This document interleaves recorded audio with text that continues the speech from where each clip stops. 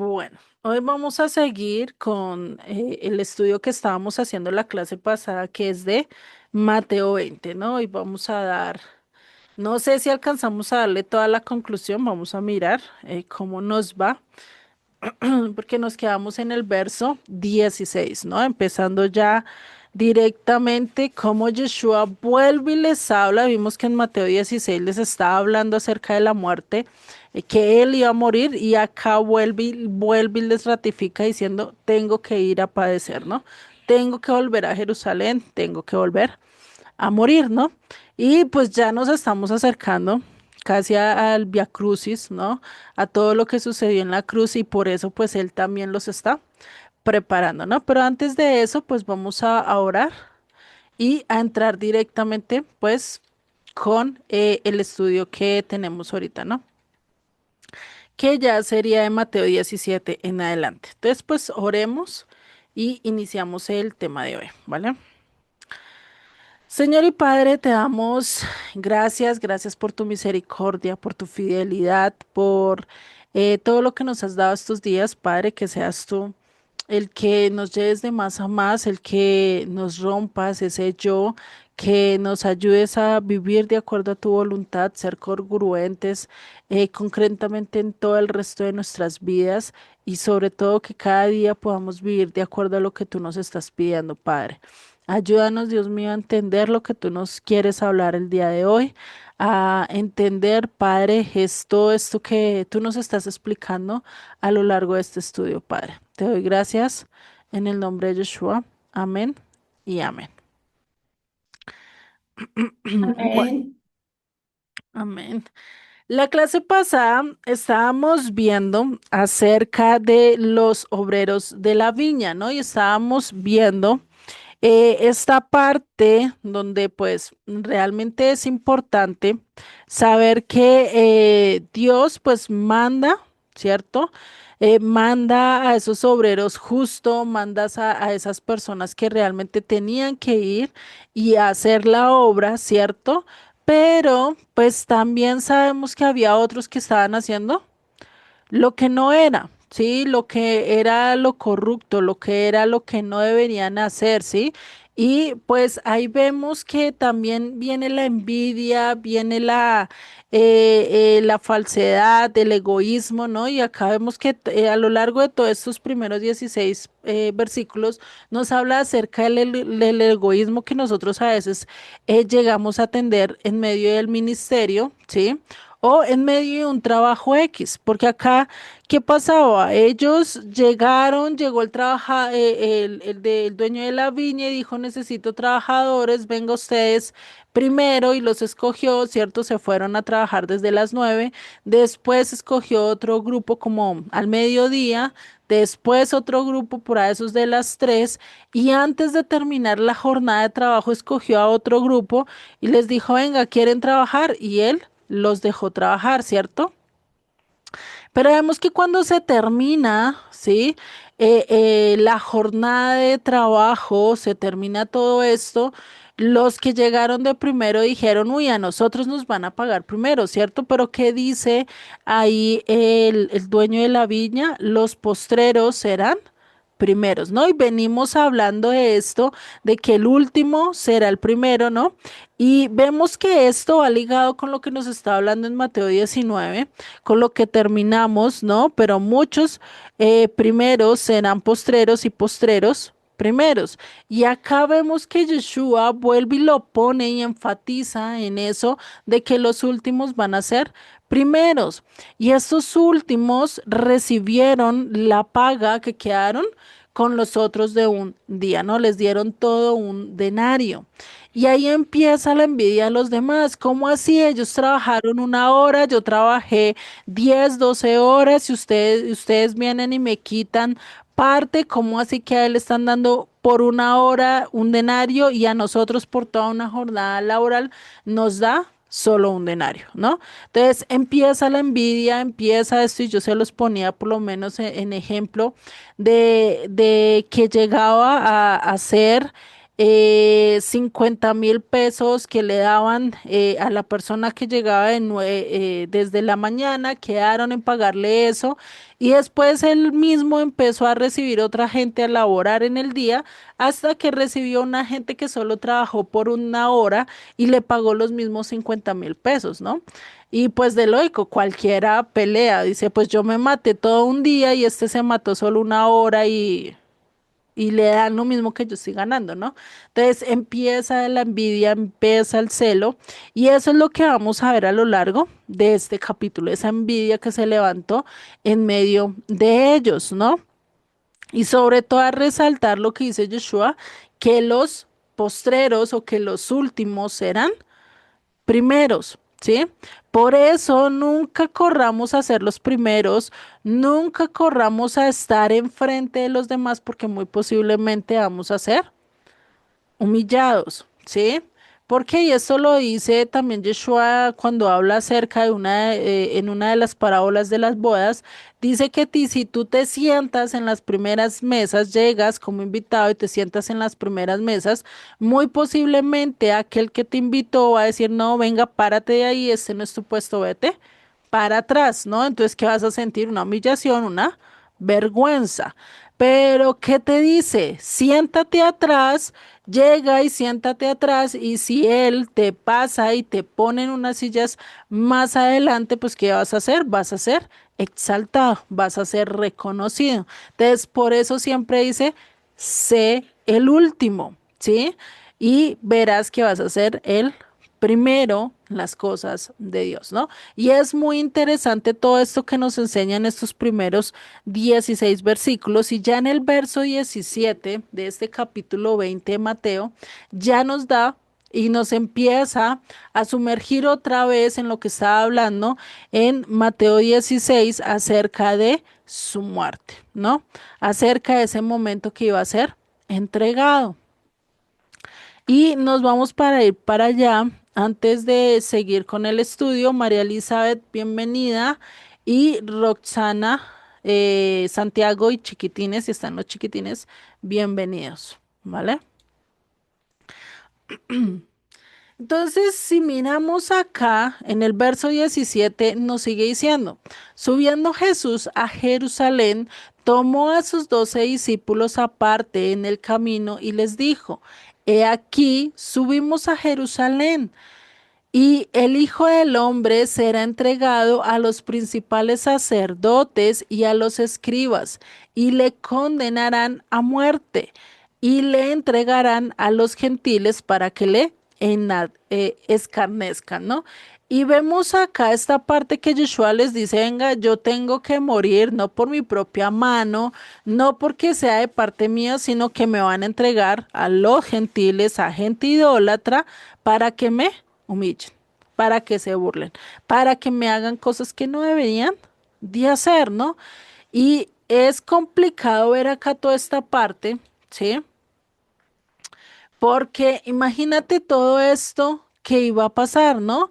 Y aquí está la clave. ¿Quién iba a entregar a Yeshua a morir? ¿Quién era? Los líderes. Será entregado a los principales sacerdotes y los escribas y le condenarán a muerte. ¿Y le entregarán a quiénes? A los gentiles. ¿Quiénes lo iban a entregar? Los líderes. ¿Sí? Los principales, los sacerdotes, los escribas. Y acá vuelvo y le repito, no todos los escribas, no todos los fariseos, no todos los líderes estaban a favor de hacer esto. Eran unos que estaban a favor de Roma, que querían seguir con su propia voluntad y pues de lógico que a ellos no les gustó pues que llegara el Mesías a hacer, a llegar a poner todo en orden, ¿no?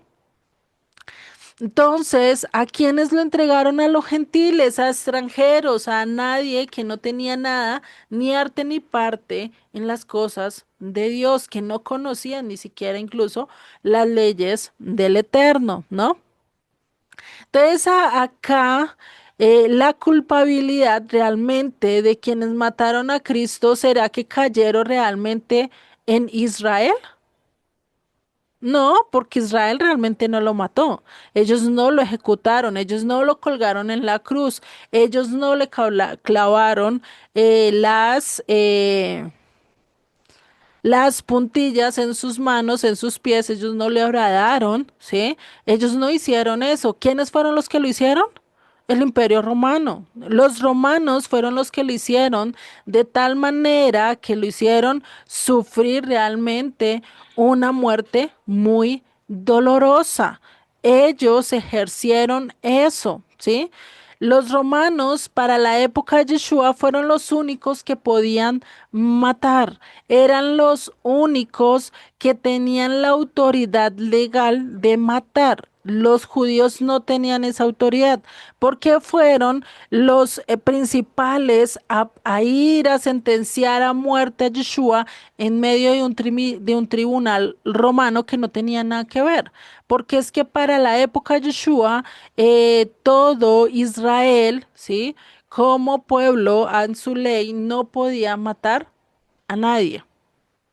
O sea, por medio legal no lo podían matar, ¿sí? Había una diferencia. Y esto lo podemos ver cuando nos lo dice Josefo en Antigüedades Judías, en el libro 18, capítulo 1, nos dice, entre tanto, Quirino, un senador que ya había ejercido todas las magistraturas y que luego de pasar por todos los grados honrosos obtuvo el consulado, además de haber ejercido otras dignidades, perdón. Llegó a Siria enviado por César para adquirir justicia en esta provincia y hacer el censo de los bienes. Lo acompañaba Copinio. Copinio fue un emperador, fue un procurador en Judea, o sea, fue uno de los que estuvo a cargo de Judea, de liderarlos, ¿sí? Y dice, de la orden ecuestre para que quedara al frente de los judíos con plenos poderes, o sea, con toda la autoridad. Si él podía designar si matar o no matar, si hacer o no hacer, ¿sí? Él tenía todos los poderes. Y dice, Quirinio pasó a Judea, que había sido anexada a Siria, para llevar a cabo el censo de los bienes y liquidar los de Arquelao. Aunque los judíos al principio no quisieron acceder a la declaración, luego, por consejo del pontífice Joazar, dejaron de oponerse, aceptando las razones de Joazar, permitieron que se hiciera el censo de los bienes. Entonces, acá nos habla de Copinio que tenía toda plena autoridad sobre Judía, ¿sí? Sobre Judea. Gracias a lo que decía este pontífice Joazar. Este copinio se dice, no hay evidencia, o sea, evidencia que se crea esta, no, solo lo dice a lo largo de las escrituras, que ya lo vamos a ver, por eso no está documentado, pero se dice que Copinio había hecho un decreto formal quitando el derecho de la pena capital por parte de los saduceos. Sí, es decir, por parte de todo lo que nosotros conocemos como el concilio, ¿sí? Recordemos que en el concilio era la parte legal de todo Israel donde ellos se podían presentar a hacer una queja y donde ellos podían decir, lo matamos, no lo matamos, le damos este castigo, le damos este y quedaba como en forma legal, ¿sí? No era tomado por mano de hombres, o sea, no era solo que el pueblo cogiera y dijera, perdón, y dijera, vamos a matar a toda esta gente y vamos a apedrearla, así que eso es otra cosa muy diferente, ¿sí? Entonces, se registró y se dice que definitivamente ellos no podían hacerlo. Que se daban ejecuciones públicas, eso era una cosa muy diferente. Ejecuciones públicas es como lo que nosotros conocemos, el vandalismo, ¿sí? O muy posiblemente que se levante, por lo menos hoy en día conocer, que se levante un pueblo y se empiece a ir en contra de alguien y de todo el pueblo vaya y lo persigue y lo mate. Eso es algo que no está estipulado a nivel legal, pero ¿qué pasa? ¿sí? Y eso lo vemos que pasó con Esteban, ¿no? A Esteban, perdón, a Esteban, ¿sí? Fue uno de los que lo mataron por eso, o sea, lo mataron por una imposición pública, lo ejecutaron a nivel público, lo cogió el pueblo y lo apedreó. No fueron los principales. Sí lo como lo dictaminaron, pero ellos propiciaron, indiciaron a la gente a que lo mataran, ¿sí? Pero no lo mataron en un tribunal. Eso son dos cosas diferentes, ¿sí? Y esto nos lo dice en Evangelio de Juan 18:31, donde nos hablan que los líderes religiosos no podían matar. Esto lo dice. Entonces les dijo Pilato, tomadle vosotros y juzgadle según vuestra ley. Y los judíos le dijeron, a nosotros no nos está permitido dar muerte a nadie. O sea, no lo podían matar por medio de leyes legales, ¿sí? Y es curioso, ¿no? Porque a Joshua lo hubieran podido apedrear y varias veces casi lo matan, ¿no? Por decir que era el Hijo de Dios, casi lo matan varias veces, ¿no?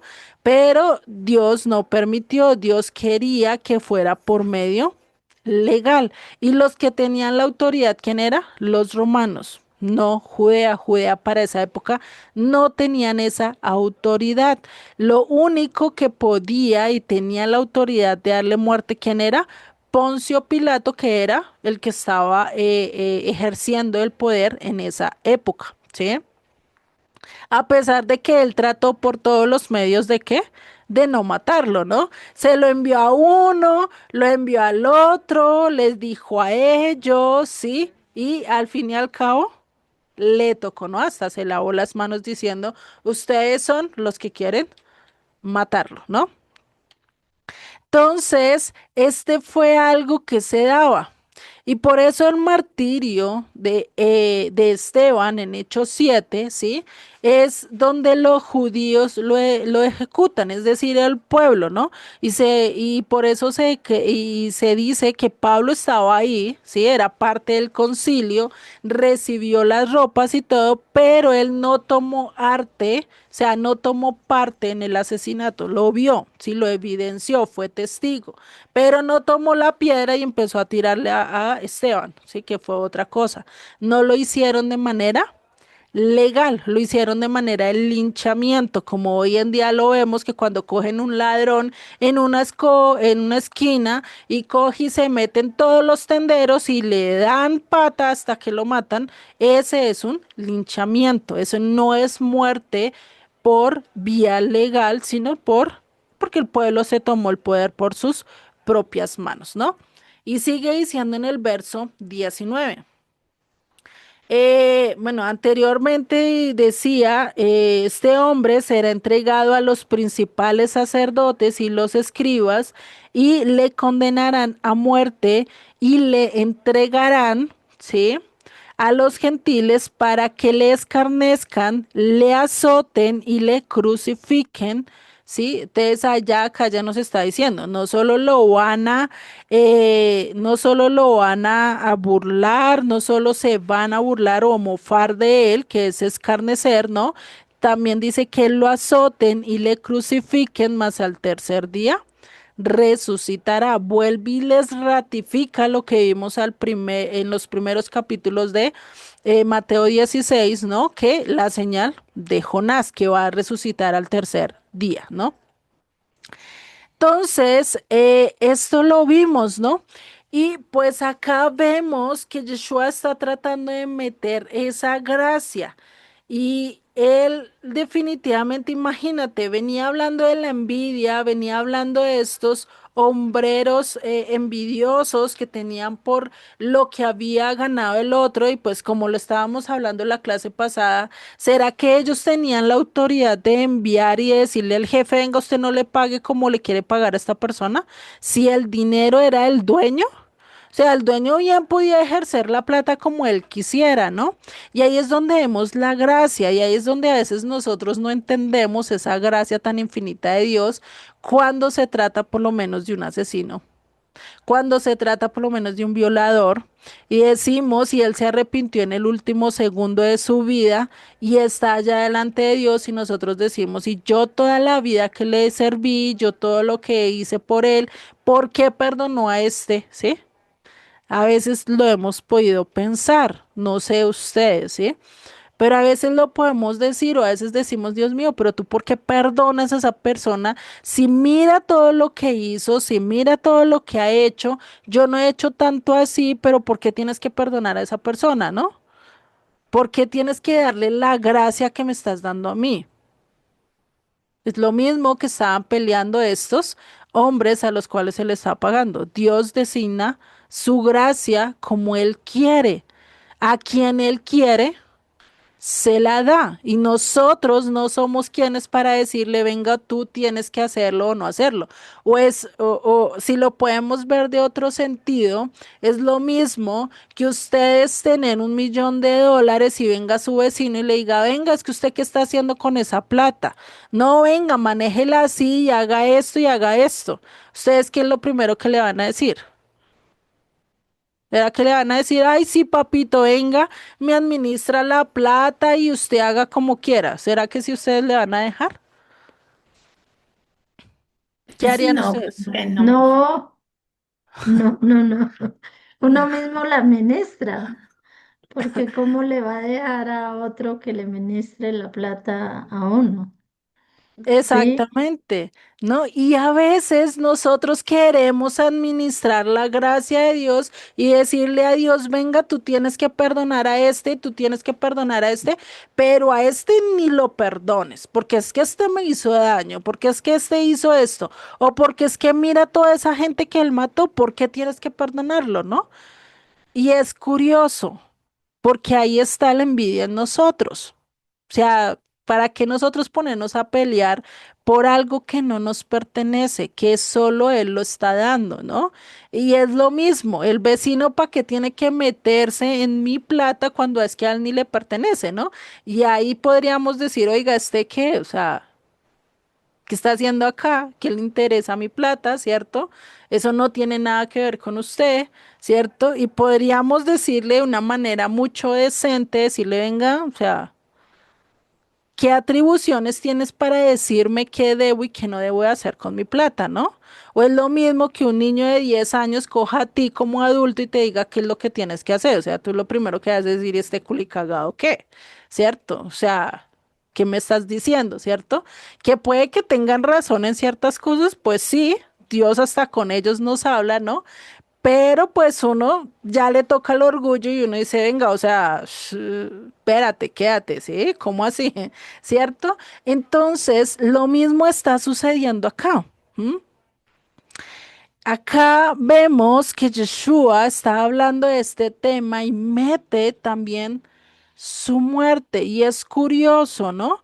Porque está hablando de no tener envidia, están hablando de todo esto, pero también está hablando de que Él iba a dar su vida por nosotros, ¿sí? Y sigue diciendo en el verso 20.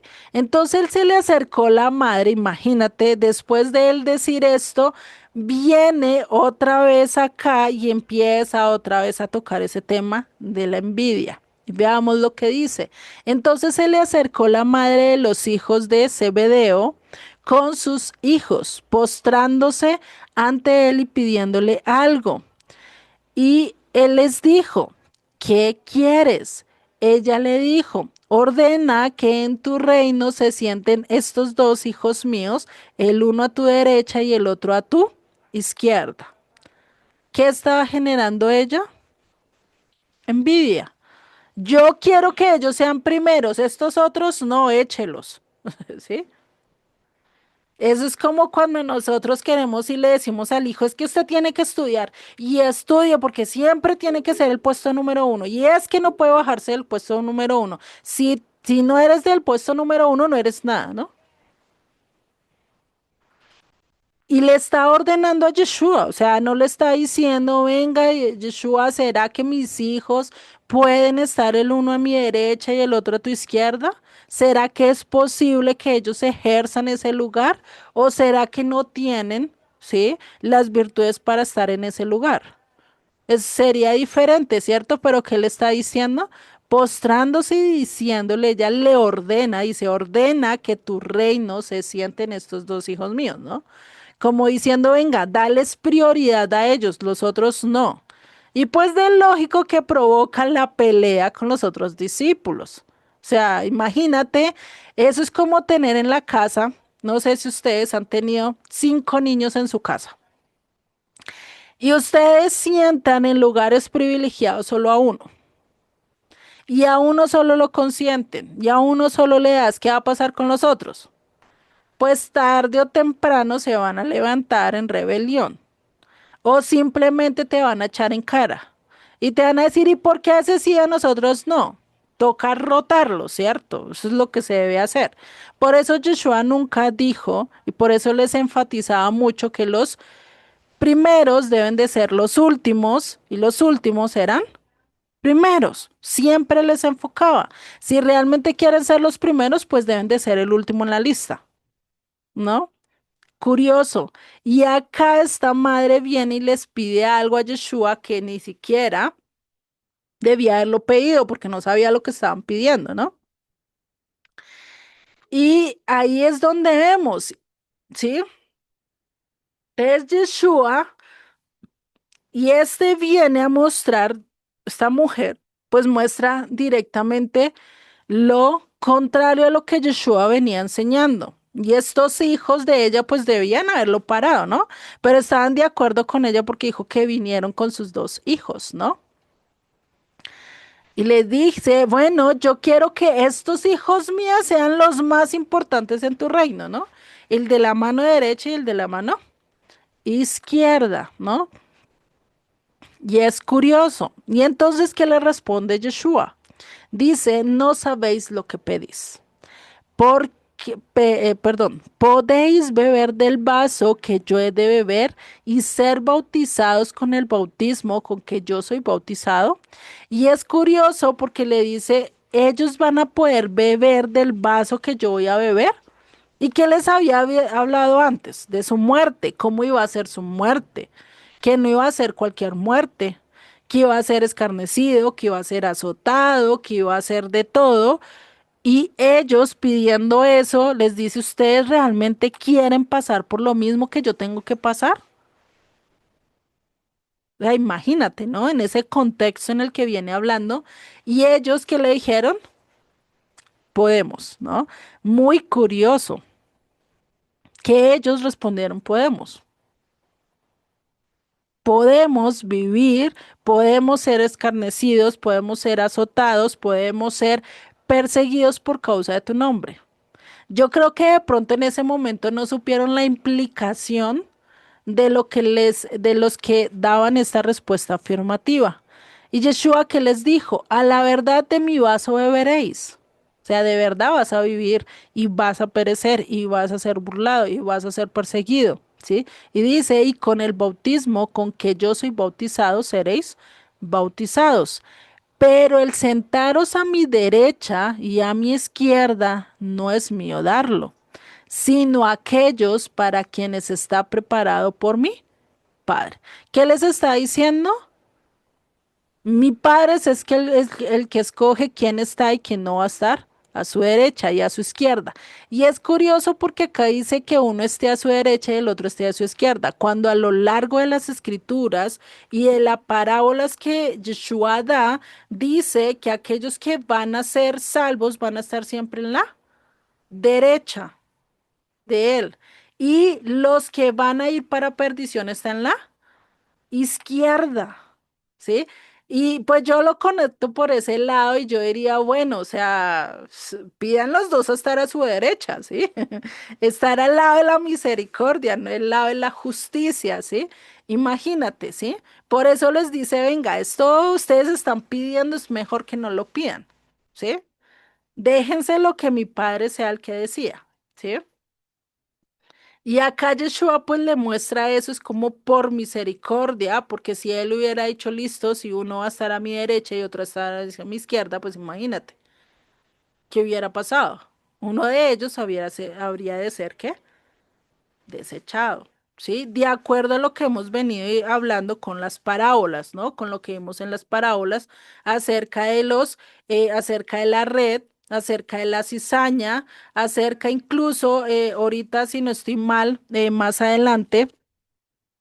En el 25 vamos a ver las otras parábolas que hablan acerca de eso, parábolas que se complementan con lo de Mateo 24, que es la parábolas del, si no estoy mal, bueno, hay una parábola acá que nos habla acerca de eso, donde dice que las cabras van a ser puestas a la izquierda y las ovejas a la derecha, ¿sí? Entonces imagínate si nosotros venimos hablando de todo eso y ella habla de que en el reino sea así, pues imagínate, ¿no? O sea, por eso a veces yo les digo, tengan cuidado con lo que piden. No podemos pedir cualquier cosa a nuestro Padre, que todo vaya de acuerdo a lo que dice sus escrituras, ¿sí? Por eso le dice, ¿sí? Y entonces Jesús les dijo, no sabéis lo que pedís. Del vaso de ellos van a beber, van a beberlo. Y para recibir el reino, pues tenían que haber, ¿qué? Que padecer.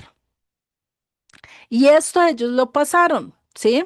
Por eso dice a la verdad de mi vaso beberéis, ¿sí? Y vamos a ver qué fue lo que pasó con Jacobo y Juan, que eran los hijos de Zebedeo, si ustedes lo pueden revisar. La muerte de Jacobo está, ¿sí? Y de Juan, pues realmente se dice que Juan es el discípulo, ¿sí? Aquel que escribió la carta, el Evangelio de Juan y las cartas de Juan, ¿no? Ya más sabemos aquel que se dice el discípulo amado, ¿no? Es curioso, ¿no? Que resultara siendo él. En Hechos 12:1 nos dice la muerte de Jacobo y dice en aquel mismo tiempo el rey Herodes echó mano a alguno de la iglesia para matarles y mató a espada a Jacobo, hermano de Juan. O sea, acá mismo nos está diciendo que es Juan, ¿no? No es Juan el Bautista, el Juan el discípulo, aquel que se decía el discípulo amado, ¿no? Entonces, imagínate, Tertuliano también nos habla acerca de la muerte de Juan, ¿sí? ¿Por qué le cito a Tertuliano? Porque en el Evangelio o a lo largo de las Escrituras no nos dice de la muerte de Juan y nos dice que él murió exiliado en la isla de Patmos por muerte natural, ¿sí? Pero antes de eso, Tertuliano nos dice algo muy curioso y ahí le señalé en qué obra lo dice, ¿sí? Aquí en Praescriptione, bueno, ese nombre es todo raro, trabalenguas, no lo puedo decir, y por eso se lo subrayé. En este, ahí donde está subrayado, ustedes pueden encontrar lo que dice de Tertuliano. Dice, hacia el 200 después de Cristo, menciona que el apóstol Juan fue sumergido en aceite hirviendo en Roma, pero salió ileso y fue exiliado a la isla de Patmos. Como Roma no lo pudo matar, pues que dijo, mandémoslo exiliado y nos libramos de este problema, ¿no? Imagínate a alguien metido en aceite hirviendo. ¿A ustedes no les ha caído una gotica de aceite en su mano o en su brazo? ¿Qué sienten? ¿Será que es algo chévere? Un dolor muy tremendo. Uy, con un tricitico que uno se queme, mejor dicho, es terrible cómo Imagínate. sería todo el cuerpo, ¿no? Botarlo Exacto. allá en... Ay, no, Dios mío. Después Juan también Pero, padeció, ¿no? Dime, Solecito. pero lo milagroso de eso es que haya sobrevivido, ¿no? Y que salió ileso, o sea, sin una quemadura, ¿no? Exacto, entonces ahí está la mano de Dios. Ajá, exactamente, ¿sí? Pero vemos que padeció lo que Yeshua dice, de mi copa también van a ver, pues bebieron, ¿sí? Porque, o sea, no fue cualquier cosa lo que ellos pasaron. El uno murió a espada y pues sabemos que los romanos no eran gente pacífica, no eran cualquier gente, les gustaba ser, eran ¿cómo es que se dice eso? Muy descabellados, por así decirlo, en cuanto a, era eso era muy crueles, ¿sí? En cuanto a llegar a hacer esta forma de asesinatos, ¿no? Y pues acá lo vemos con Juan, ¿no? Nomás para callarlo, pues lo metieron en una olla hirviendo y dijeron, pues acá se muere o se muere, ¿no? Pero como no pudieron y al ver ellos eso, pues mejor mandémoslo a Patmos y que allá no hable con nadie, ¿no? Pero pues para Dios no se le escapa nada y todavía Juan nos sigue hablando, ¿no? Curiosamente. Entonces, vemos que esto pasó. Esto también lo evidencia, ¿sí? Acá yo no puse en dónde, creo que esto lo dice el Talmud, ¿sí?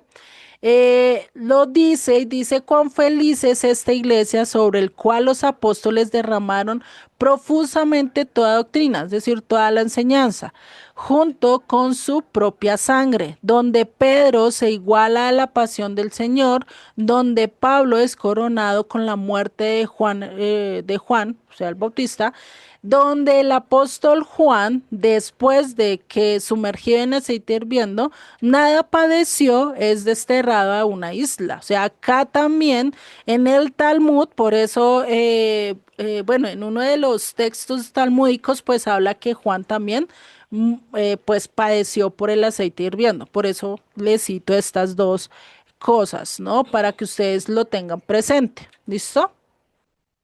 Ya ustedes bien lo pueden averiguar. A mí se me olvidó colocarles de cita de qué era. ¿Listo? Entonces, si vemos, ellos dos tuvieron que padecer, padecieron, ¿sí? Pero de ahí a que los pongan a la mano derecha y a la mano izquierda, pues solo Dios lo decide, ¿no? Y sigue en el verso 24. Cuando los 10 oyeron esto, se enojaron contra los dos hermanos, pues envidia, rabia, diciendo como así, ahora ustedes se creen mejores que nosotros, ahora ustedes quieren estar en mejores posiciones que nosotros. Y entonces Jesús que dijo, venga, venga, dejen de pelear, vengan, venga, hablamos, ¿sí? Dice, sabéis que los gobernantes de las naciones se enseñorean de ellas y los que son grandes ejercen sobre ellas potestad, más entre vosotros no será así. O sea, vuelve y les recuerda, venga, usted, mi reino no va a ser como el de este mundo. El que quiera tener autoridad es mejor que no la quiera tener, ¿sí? O sea, el último debe ser él. Primero, lo vemos con la parábola que estaba mostrando del obrero de la viña. Hagan de cuenta, la viña es del Eterno y él escoge quiénes son sus siervos. Y él puede escoger a siervos que trabajen solo una hora y ponerlos en el primer lugar y que reciban un salario igual que los demás. Pero a veces nosotros pensamos que debe ser igual que cómo se maneja en nuestro reino, acá en la tierra, ¿cierto? No, yo tengo que ser el primero, yo tengo que estar allá en las primeras filas, yo tengo que estar, y por eso es algo que se ha perdido también a nivel de la comunidad. Porque en la comunidad o en una iglesia o en un lugar donde se sirve a Dios y se sirve también a la gente, se abren las puertas. ¿Por qué será que los puestos que son más apetecidos es el de la alabanza, es el de predicar, es el de estar con la gente, compartir, pero esos puestos donde toca lavar la loza, donde toca ordenar, donde toca trapear, donde toca lavar los baños, donde toca atender a esa gente que pues no es tan bien hablada, donde toca hacer esos oficios que menos se quieren? ¿Por qué será que es donde menos hay gente? Cuando esos oficios también son indispensables, ¿no? También son necesarios para el funcionamiento de una comunidad, ¿sí? Que si lo decimos por lo menos en el ámbito material, ¿no? Pero en el ámbito espiritual también hay. Porque hay gente que no le gusta hacer de compañía y hacer un discipulado como lo dicen las escrituras. Porque solo mientras que estoy en la iglesia leo, oro y alabo, pero mientras que estoy en mi casa no toco ni siquiera la Biblia, porque no se ha enseñado realmente la importancia que es de las escrituras, porque se enseña solo lo que es del privilegio, solo lo bueno que es estar en la fama, en el mejor lugar, pero no se enseña que aquellos que son los primeros realmente no lo van a recibir. Ya recibieron la gloria, ya recibieron los aplausos, pues Dios ya, pues, ¿qué les va a dar? No les va a dar nada, ¿no? Y por eso, pues nosotros es mejor que prefiramos ser ¿qué? Los últimos. En vez de preferir la fama, en vez de preferir que todo el mundo te conozca, pues es preferible que solo Dios te conozca, ¿sí? Increíble, ¿no? Entonces, por eso Yeshua les ratifica y les dice, venga, no sean envidiosos entre ustedes mismos. Todos tienen su lugar, todos tienen un objetivo, todos tienen que cumplir ciertas cosas en mi reino. ¿M? Todos no vamos a ser iguales.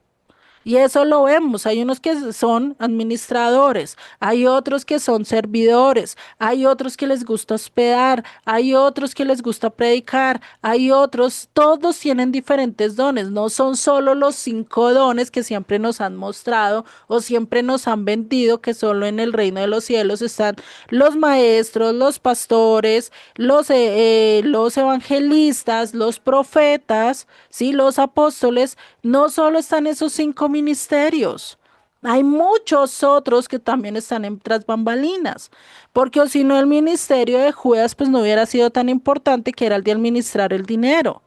Que lo hizo mal, lo ejecutó mal es otra cosa, pero hay administradores. Hay servicios, lo vemos por lo menos cuando en Hechos Dios les muestra y les dice, vengan, o entre ellos mismos oran para colocar a gente que sirvan las mesas, que hagan el aseo, que hagan otras cuestiones que no tienen que ver con el predicar y el orar. ¿Para qué? Para que los discípulos se centraran en el predicar y en el orar y no se distrajeran en otras cosas, ¿no? O sea, hay ministerios de diferentes razas y colores y diferentes lugares, no son los mismos. Por eso les dice, venga, ustedes no tienen que ser envidiosos, todos tienen su lugar, pero el que quiera ser el primero, ¿qué dice? Tiene que ser el último. O sea, olvide de ser el primero en este mundo.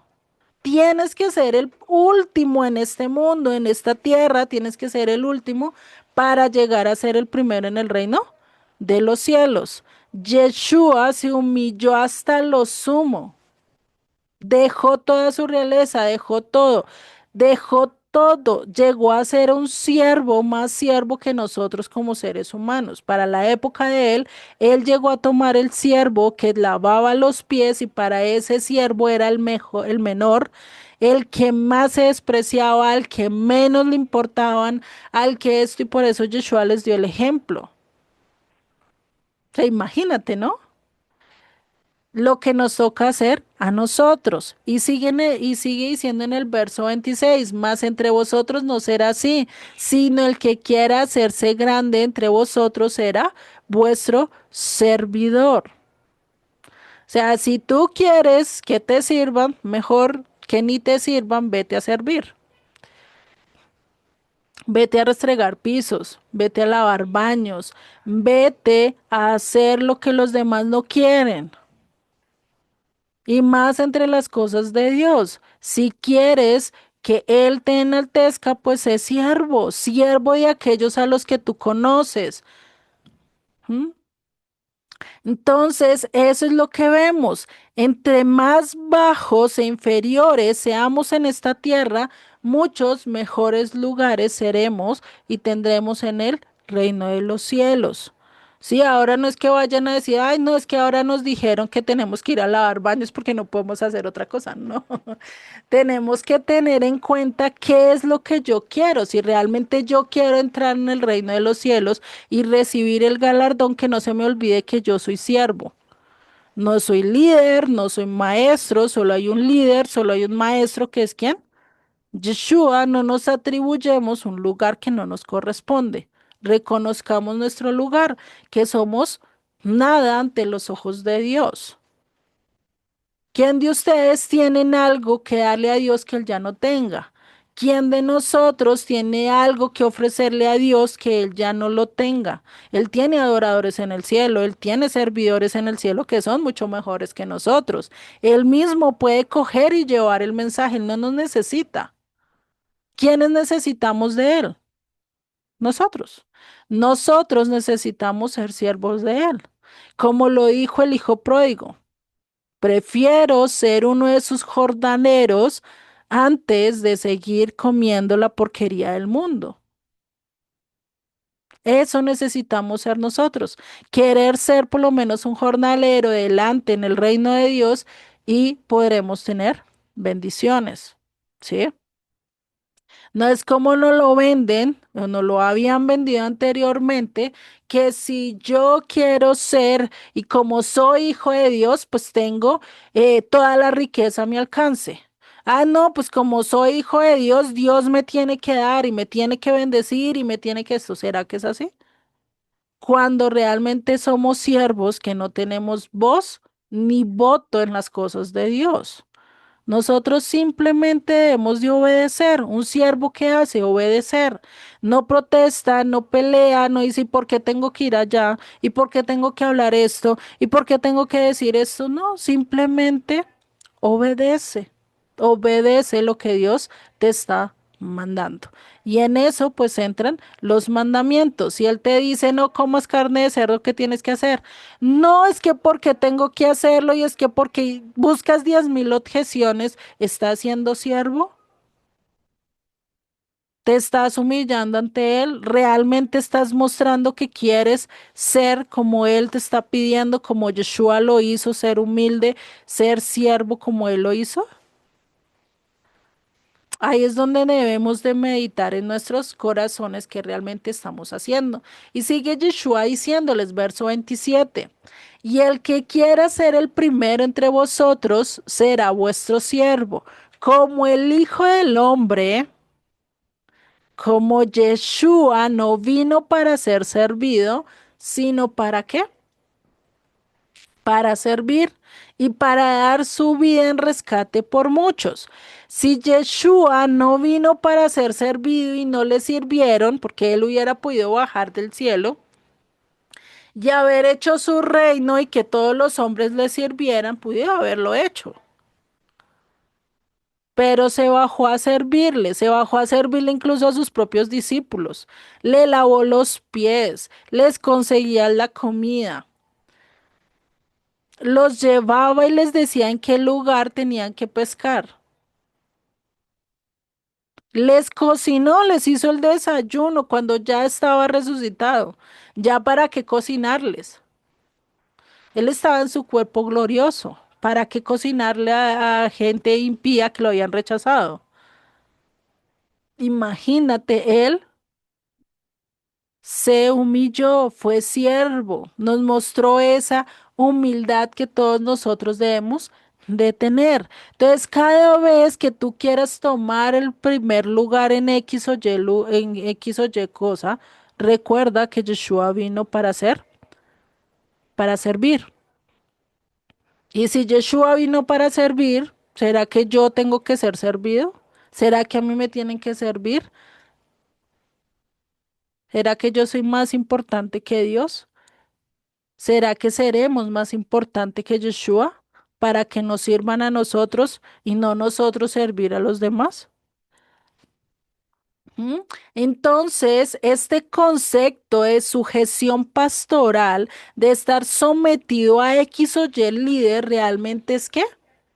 Antibíblico, porque al único que yo me tengo que someter, al único al cual yo le tengo que decir, tú eres mi amo, tú eres mi maestro, tú eres mi abas, ¿a quién? ¿A quién? ¿Quién me puede decir?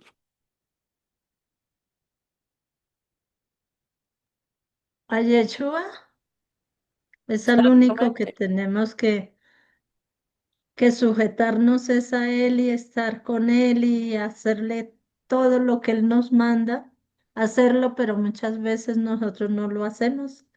Ujú. Sí, exactamente. Y a veces preferimos hacerlo al A hombre. los hombres, sí. Ujú. Por eso, lo que nos debe llevar a someternos ante Él es que la gratitud, el amor, el ejemplo que Él nos dio. Por eso nosotros estamos acá buscándole, por gratitud, porque Él nos salvó, porque nos perdonó, porque nos quitó el pecado, porque nos está dando la entrada al reino de los cielos, porque su amor es mucho más grande que el amor que yo puedo tener, ¿sí? Ese ejemplo tan grande que Él nos está mostrando de lavarle los pies a los otros, ¿no?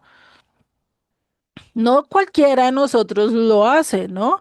Y más que para esa época no simplemente era lavar en los pies porque pues nosotros lo podemos hacer. Cogemos, llenamos y eso lo hace una manicurista, ¿no? Una pedicurista, bueno, como se diga eso, el que le lava los pies allá en las salas de belleza, en los salones de belleza, ¿no? Va y les lava los pies y eso es un trabajo hoy en día normal, remunerado, hasta pagan bien, ¿cierto? Pero para la época de Yeshua ese era el peor trabajo, era como recoger basura en medio de la calle, era como el ser reciclador, ¿sí? Era un trabajo, era algo que no era digno de ver y que solo lo hacían los peores esclavos de la casa. Entonces, nosotros debemos de entender que nosotros no somos nada delante de Dios. Dios tiene mejores obreros. Los ángeles son mejores obreros que nosotros, aquellos que son justos, ¿no? Entonces, por eso, cuando alguien te diga, ven, tienes que someterte a mí, pues dile, ven. ¿Y tú estás sometido realmente a Yeshua? ¿Tú estás siguiendo y estás actuando de acuerdo a lo que dice la escritura para que yo me pueda someter a ti? O si alguien viene y te lo dice, pues tú tienes que hacerle una evaluación, ¿no? Pues no te vas a someter a cualquiera. Solo hay uno al que te tienes que someter. Por eso Dios no quiere que lo hagamos de manera obligada, porque para eso le hubiera dicho a Adán, venga, te doy todos estos árboles, pero hay de que te cojas ese y vea que es que mejor dicho, ¿cierto? No, no le metió miedo, no le infundió miedo, le dijo, tú verás si lo quieres escoger o no, ¿sí? Pero tienes tus consecuencias, ¿no? Que no las entendió, que muy posiblemente las entendió, pero le pasaron por alto, ¿sí? Por eso es que Él busca que nosotros nos sometamos a Él de manera que voluntaria. Y cada uno tiene que tomar la decisión. Por eso yo como padre no puedo obligar a mis hijos a que vengan y acepten a Dios. Ellos van a tener que tomar su manera voluntaria. Nosotros le podemos enseñar, nosotros le podemos mostrar las escrituras, pero tarde o temprano ellos van a tener que tomar su decisión. ¿Sí? Que imagínate tú obligándoles, ¿no? Entonces, a eso es a lo que nos tenemos que estar haciendo, ¿sí? Y esto realmente es lo que nosotros debemos de entender, el servirle a Dios de manera voluntaria. Y sigue después en el verso 29, ¿no? Y sigue diciendo, al salir ellos de Jericó le seguía una gran multitud. Después de dar esta enseñanza, se fue hacia dónde? Hacia Jericó, ¿no? Dice que le seguía gran multitud. Para esta época todavía existía Jericó. Recordemos quién fue el que conquistó Jericó. ¿Quién fue el que lo conquistó y cómo lo conquistó? Ujú. ¿Quién se acuerda quién fue Josué y cómo conquistó Jericó? Ay, Josué, perdón, ya les dije la respuesta. dándole vueltas al muro, a la ciudad. Siete vueltas. Roxana, casi no te escuchamos.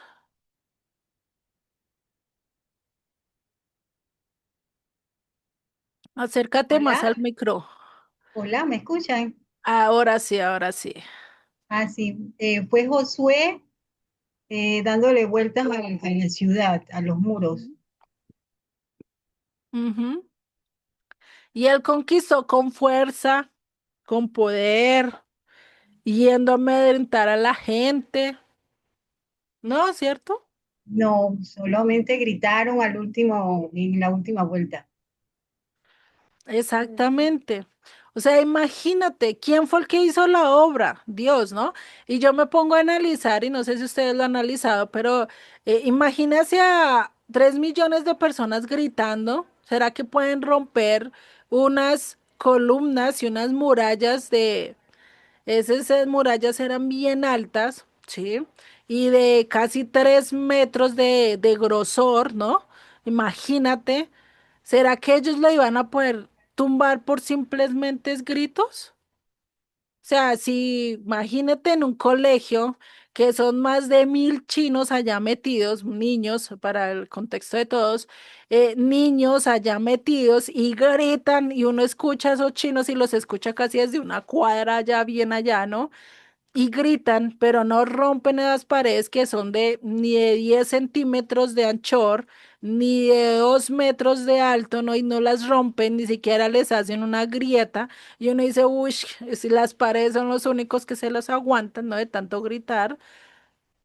Y uno dice, ellos cómo tirarían todas esas, cómo tirarían todas esas murallas y murallas alrededor, ¿no? O sea, imagínate, ¿quién fue el que hizo eso?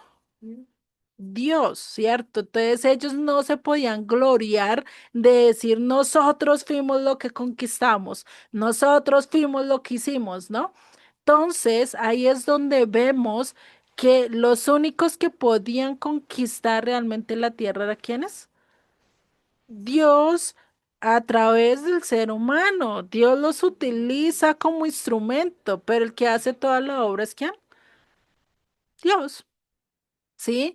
Y pues realmente para la época de Yeshua, ya Jericó había sido tomada por ¿quiénes? Por usurpadores. Lo venimos hablando desde casi Mateo 15, ¿sí? Cuando habla de la muerte de Juan, pues ¿quién estaba en el poder?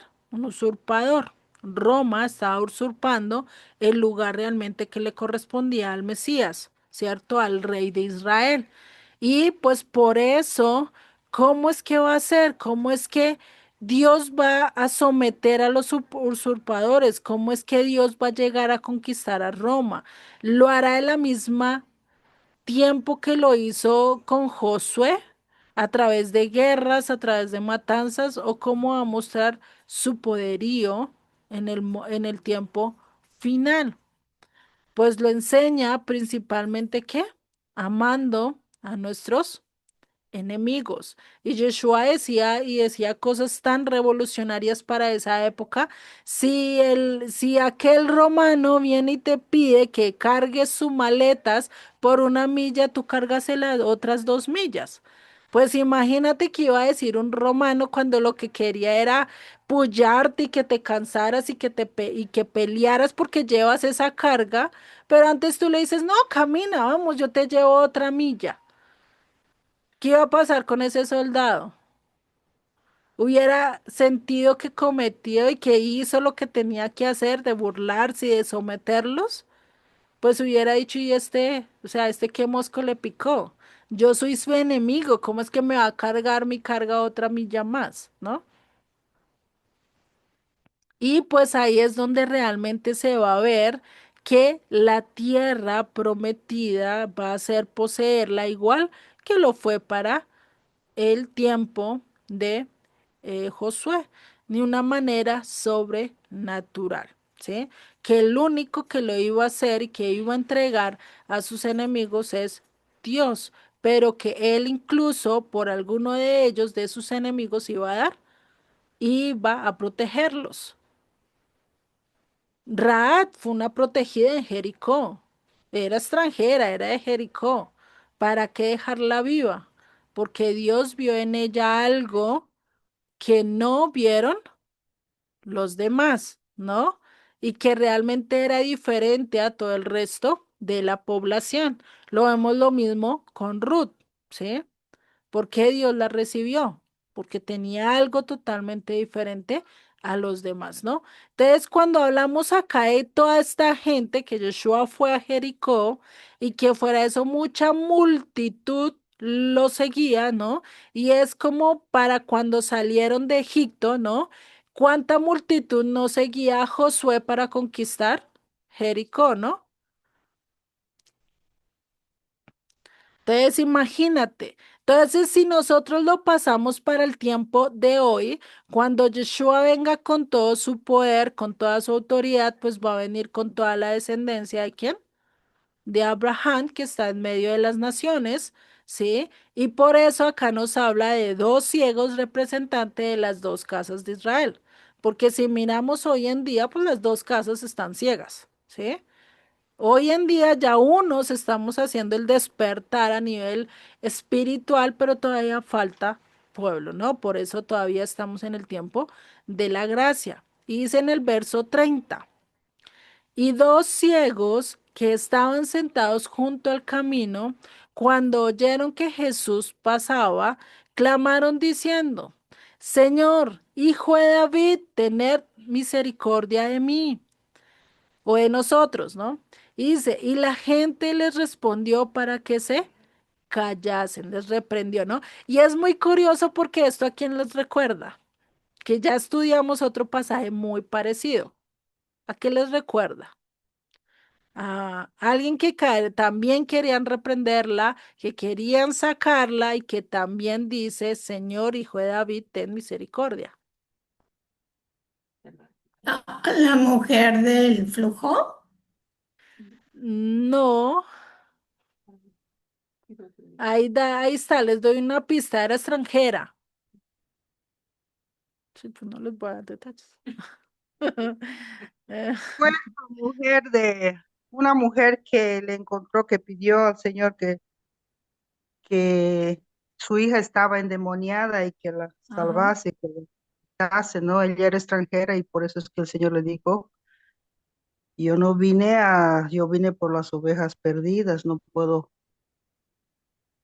dar a otros, ¿no? Y el Señor, ella le dijo, bueno, hasta los perrillos comen de la mesa, de lo que caen de la mesa de su Señor, entonces, ella, ¿no? Exactamente, ella misma. Para ese momento era extranjera, pero acá vemos que estos dos ciegos sí eran parte del pueblo de Dios. Muy curioso. Vemos las dos perspectivas, ¿no? Y por eso dice, Señor, Hijo de David, ten misericordia de nosotros. Y la gente les reprendió para que se callasen, pero ellos clamaban más, diciendo, o sea, gritaban más fuerte. Ah, me callan, pues yo grito más fuerte, no puedo ver, pues más grito para que me vean, ¿no? Señor, Hijo de David, ten misericordia de nosotros. ¿Sí? Y curioso porque fue reprendido igual que la mujer Fenicia, los querían callar, ¿sí? No los tenían en cuenta. Eran de esa población a las que menos querían ponerle cuidado. Los últimos eran primeros. O sea, imagínense esa representación, ¿no? Una extranjera a la cual vituperaban, a la cual no querían ponerle cuidado, fue atendida y fue recompensada. Acá dos ciegos que eran menospreciados por sus circunstancias, por su incapacidad, ¿sí? También estaban siendo despreciados. Y vea lo que Yeshua les dice. Dice, y los llamó y les dijo, ¿qué queréis que os haga? Y muy curioso porque esto es muy parecido a lo que pasó con aquel que estaba con lepra, ¿no? Se acerca y le dice, ¿qué es lo que tú quieres? ¿No? Y él también le dice, si quieres, me puedes sanar. Y acá él está diciendo, venga, ¿qué es lo que ustedes quieren? ¿No? Muy curioso porque Dios, y a través de todo este ejemplo que vemos acá, Dios siempre ha querido manifestarse en nuestras vidas. Él siempre quiere mostrar su misericordia. Él siempre quiere mostrar su amor, ¿sí? Imagínate, estas dos multitudes, estas dos casas que están entrando a la tierra prometida, devolviéndonos a la época, ¿no? Que están a punto de entrar a la tierra prometida. Imagínate dos ciegos representando a las 12 tribus que estaban entrando, que habían sido presas, estaban saliendo y estaban queriendo entrar a la tierra prometida, ¿no? Y les dice a aquel que los puede salvar, que los puede libertar, que les puede dar la entrada a la tierra prometida, y les dice, hijo de David, ten misericordia de mí. Lo reconocen, saben que el único que los puede salvar, que los puede entrar, que les puede dar esa libertad es aquel al cual estaban gritando, ten misericordia de nosotros, hijo de David. A Yeshua, ¿sí? Imagínate, ¿sí? ¿Y ustedes qué le dirían si Yeshua les hace esa pregunta? ¿Qué queréis que os haga? Si Yeshua estuviera actualmente en este momento, ¿ustedes qué le pedirían? ¿Qué queréis que os haga? Difícil de contestar, ¿no? Porque uno entre más analiza, a uno se le vienen mil cosas a la cabeza y no sabe cuál escoger, ¿no? ¿Cierto? Y principalmente que Yeshua los reconoció, los vio, ¿cierto? Y lo más importante es que nosotros estamos ciegos, todavía nos falta entender las escrituras, todavía nos falta que se nos caigan escamas, todavía nos falta que se nos abra el entendimiento. Lo más razonable es que le digamos, quita la ceguera espiritual que tenemos. Quita la venda de mis ojos. Yo quiero verte plenamente, ¿no? Imagina llegar a verlo en toda su plenitud, ya sin escamas, ya sin nada entre nuestros ojos que nos permitan ver totalmente la plenitud de Él, ¿no? Imagínate, ¿no? Llegar a decir como lo dijo Job, de oídas te oída, perdón, de oídas te había oído, pero ahora mis ojos te ven. ¿Qué tal si eso fuera 100% real en nuestras vidas? Que nosotros lo pudiéramos ver tal cual es Él, ¿no? Sería genial, ¿no? Sería, pues, imagínate. Ya no habría duda en nosotros, en ninguna de nuestras circunstancias, porque a pesar de que nosotros conocemos y sabemos de Él, a pesar de eso, hay veces que nos da dudas, ¿no? ¿Será que sí va a ser? ¿Será que sí me salvó? ¿Será que sí esto? Hay dudas, pero aún a pesar de eso, ellos le pidieron lo obvio. Ellos dijeron, Señor, que sean abiertos nuestros ojos. Eso mismo debemos de pedir nosotros. Puede que no estemos ciegos a nivel físico, pero sí podemos estar todavía ciegos a nivel espiritual, porque nuestros ojos todavía no están abiertos al 100%. Todavía no hemos visto al 100% totalmente la escritura y hay cosas que todavía se nos dificultan, ¿no? Hay cosas que no entendemos, hay cosas que batallamos, hay cosas que decimos, Dios mío, pero es que acá es por esto, pero también está esto, no entiendo, o sea, ¿cómo así, cierto? Y empezamos a pelear incluso hasta nosotros mismos por no entender y por no reconocer, y a veces hasta nos sentimos mal, ¿no? Pero el único que nos puede dar la vista, nos puede dar la revelación, pues ¿quién es? Dios, ¿no? Y por eso muchos en medio de las naciones van a venir y van a decir, Dios mío, yo quiero reconocerte. Quita mi ceguera espiritual. Dame el entendimiento de las escrituras. Quiero aprender de ti. Ya no quiero que me enseñe un pastor, ya no quiero que me enseñe Pepinito, Sutanito, Julanito, solo quiero que me enseñes tú. Te quiero ver, te quiero conocer realmente. ¿Cuántos de nosotros no hemos hecho esa oración? ¿No? Y entonces, ¿qué pasó? Dice, Jesús se compadeció, les tocó los ojos y enseguida recibieron la vista y le siguieron. Yeshua no dijo nada, Yeshua no habló nada, solo dio ejemplo. Solo dice, se compadeció, lo mismo que hizo con las anteriores multitudes, ¿no? Cuando hablamos, por lo menos si no estoy mal, en Mateo 9 dice que se compadeció, que al ver las multitudes se compadeció al ver que no tenían pastor, que no estaban lideradas, que no estaban siendo llevadas, se compadeció porque las vio como ovejas sin pastor. Lo mismo hizo acá, se compadeció, les tocó los ojos, los sanó. Si nosotros le pedimos a Él, si nosotros nos humillamos ante Él, si nosotros nos sometemos a la voluntad de Él, Él nos puede abrir la revelación, Él nos puede mostrar. Nuestros ojos espirituales también se van a poder abrir a las enseñanzas de Él, como lo fue con Pablo, como lo hizo con Juan, como lo hizo con cada uno de los discípulos. ¿Que ustedes creen que ellos entendían en este momento todo lo que estaban pasando? Muy posiblemente no. Lo llegaron a entender años después.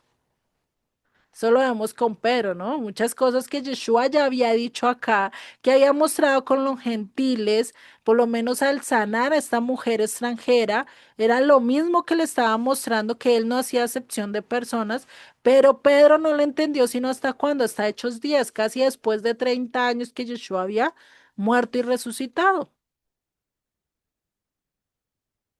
Imagínate, ¿no?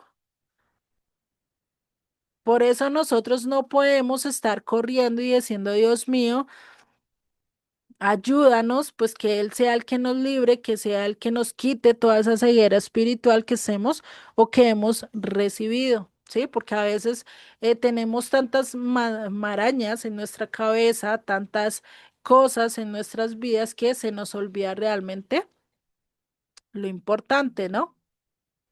Y nada más comentar Es- que lo que habías dicho de Juan, del apóstol Juan, cuando fue lo que le hicieron, Ujú. del aceite ardiente, fue como cuando los tres amigos que tiraron al horno de fuego, que Ajá. también salieron ilesos, o sea, fue casi, y fueron iguales esos milagros, porque ellos también salieron ilesos. Igual fue fuego. Ujú. Y ahí también que el rey vio a un cuarto hombre, ¿no? Que era el Hijo de Dios. Sí, exactamente, y vemos que, o sea, Dios nos muestra esos milagros tan sorprendentes y que nos muestra más que ellos tenían esa voluntad de persistir aún a pesar de lo que les iba a pasar, ¿no? Porque a Juan lo trataron de callar de mil maneras y yo creo que después de que le echaron ese aceite hirviendo, pues dijeron, bueno, de pronto con esto él ya aprendió, ¿no? Pero muy posiblemente siguió siendo de terco y enseñando de Dios, ¿no? Y por eso dijeron, no, mejor expulsémonos, mandémoslo por allá solito, que no hable y no diga nada para que no tengamos problemas, ¿no? No lo podemos matar, pues exiliémoslo, ¿no? Saquémonos de este problema, ¿no? Curioso porque fue lo mismo que pasó para la época de Daniel y sus amigos, ¿no? Bueno, Daniel en ese momento no estaba, solo estaban sus amigos y también tratan de callarlos porque eso fue como una zancadilla que estaban haciendo, ¿no? Y aquel que no adorara esa estatua, aquel que no fuera conforme a lo que el sistema de esa época estaba diciendo, pues iban a ser muertos en medio de fuego, en medio de un horno, ¿no? Y cómo es que Dios también muestra su poder diciendo esto no es de ustedes, ¿sí? A ellos no lo van a poder callar, ellos van a seguir hablando de mí. No, y es curioso porque todo esto hizo también que Nabucodonosor pues entendiera cuál era el rey de reyes y cuál era el Dios verdadero, ¿no? Entonces, pues lo vamos a tratar ya la semana entrante, ya todo el capítulo 21. El otro tema es capítulo 21 y 22 y vamos a ver qué es el lamento por Jerusalén, ¿no? Y que pues esto se liga con el Mateo 23, que ya es el donde Yeshua realmente se humilla y ora por Jerusalén y dice definitivamente cuánto quise yo tomarlos como pollitos bajo mis alas, pero ustedes no quieren, ¿no? Y pues vamos a ver ese lamento que nos muestra a lo largo de estos dos capítulos del 21 y 22, ¿sí? Y pues ya lo vamos a ver la clase entrante ya mucho mejor, ¿sí? Señor y Padre, te damos Gracias, gracias, Padre, porque tú nos recuerdas que debemos ser íntegros, que debemos ser coherentes con lo que estudiamos, con lo que aprendemos. Y Padre, si hay en nosotros algún ápice de envidia, de orgullo por otros ministerios o por otras personas que están llevando tu palabra, o por envidia a nivel general de cosas, de familia o de cosas que hemos visto, Padre. Ayúdanos a quitar toda envidia, Padre. Ayúdanos a entender cómo ser postreros, cómo ser los últimos, cómo realmente servir a los demás. Sabemos que muchos de nosotros no estamos llamados o no tenemos ese sentir al servicio, pero sabemos que tú nos puedes colocar ese en nuestro corazón, el colocar el servir a los demás como tú nos serviste a nosotros, como tú nos mostraste ese ejemplo tan perfecto y tan vívido el ser un servidor, Padre. Ayúdanos, Señor, a bajar de nuestro pedestal si nosotros pensamos que vienen a servirnos, que deben de servirnos a nosotros, Padre. Quita de nosotros todo ese altivez, todo ese orgullo y que nosotros podamos empezar a servir a los demás, a ser personas que quieren ser siervos, que quieren someterse a tu voluntad más que someterse a nuestra propia voluntad y ser nosotros nuestros amos, Padre. Ayúdanos, Señor, a encontrar ese ministerio que tú tienes para nosotros, como el de Abraham, ser hospedador, como ser el de Judas, un líder en medio de la comunidad, o ser aquel que sirve las mesas, o ser aquel que ayuda en medio de organizaciones de eventos, Padre. No importa en el lugar que tú nos conozcas, que tú nos indiques, Padre, pero que nosotros podamos servirte, ser parte, ser esos ayudadores, esos instrumentos dignos de tu gloria, Padre, y no ser vasijas de deshonra. Que nosotros podamos ser utilizados en tu mano. No queremos ser aquellas que están por allá en medio del olvido, sino que seamos esas vívidas, esas vasijas queridas por ti, Padre. Te pido que seas tú bendiciendo a Roxana, a Santiago, a sus chiquitines, a María Elizabeth, a Solecito, a Margarita, a mi mamá, Padre, que seas tú bendiciéndolos, que seas guardándolos a lo largo de todo este camino, de toda esta semana, y sabemos que tú eres el único que nos pone ese deseo de servir, ese anhelo de servir y que cada uno de nosotros anhelamos, Señor, poder cumplir y someternos a tu voluntad, Padre. Te doy gracias en el nombre de Yeshua. Amén y amén.